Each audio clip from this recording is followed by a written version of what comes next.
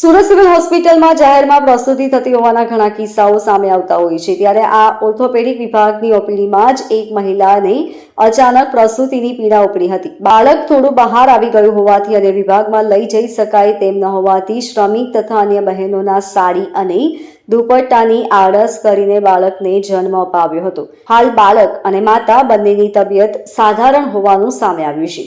Surat civil હોસ્પિટલના orthopaedic ઓપીડીમાં સગર્ભા માતાને જાહેરમાં બાળકને જન્મ આપ્યો હતો.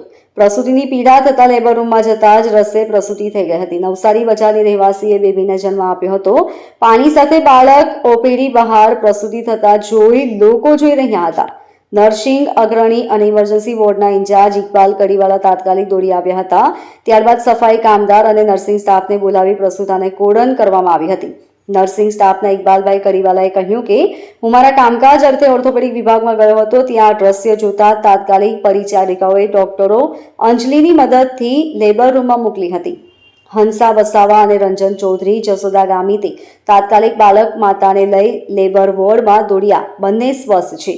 સફાઈ કામદાર બહેનોએ સાડીનો છેડો અને પરિચારિકા બહેનોએ ઓઢણી આપી પ્રસૂતાને આડસ કરી સમગ્ર પ્રસ્તુતિ કરાવી હતી. Iqbal Kadiwala incharge emergency medical ward.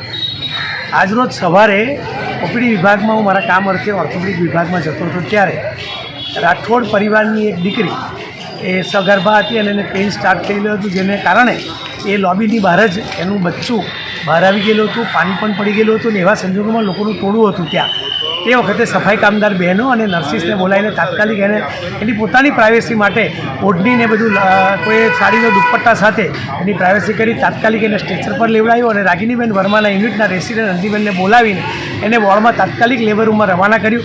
Hansaben Vasava નામના સિસ્ટરે એને પ્રથમ ક્રાઇમ કરાયું.